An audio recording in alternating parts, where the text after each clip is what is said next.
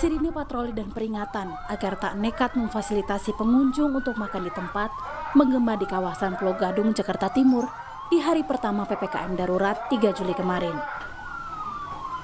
Para pengunjung warung-warung makan yang nekat mengabaikan larangan makan di tempat pun dibubarkan petugas.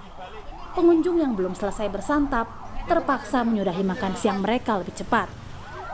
Selain menyalahi aturan PPKM Darurat, pembubaran paksa dilakukan karena makan di tempat dengan membuka masker bersama-sama bisa membahayakan nyawa karena berpotensi menjadi klaster baru penyebaran COVID-19, terutama varian Delta.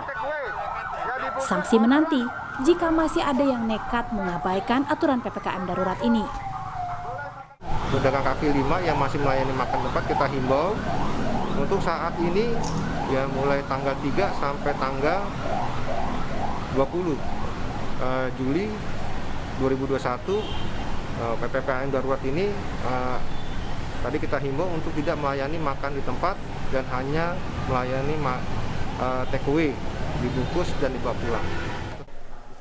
Selain berpatroli keliling warung makan, petugas juga melakukan razia ke salah satu mal di Rawamangun memastikan agar semua toko tutup, kecuali yang diizinkan beroperasi seperti supermarket maupun apotek yang menjual obat-obatan. Aturan PPKM Darurat mewajibkan seluruh pusat perbelanjaan dan mal tutup mulai tanggal 3 hingga 20 Juli mendatang. Sementara restoran, kafe, dan rumah makan tidak boleh melayani makan di tempat.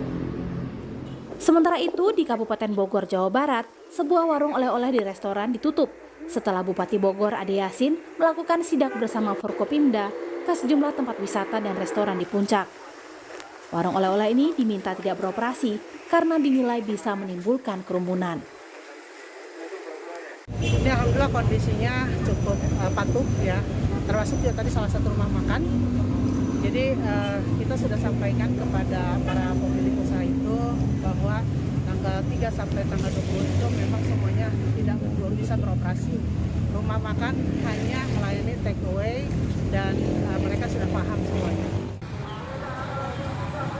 Sabtu malam di Tangerang, petugas gabungan juga membubarkan tempat-tempat yang berpotensi menjadi lokasi penyebaran COVID-19 di kawasan Pasar Lama, Kota Tangerang. Di atas jam 8 malam, jalan-jalan protokol ditutup dan toko-toko yang masih nekat buka disegel dan tidak diizinkan membuka kembali dagangannya selama 1 kali 24 jam. Bukan positif ya.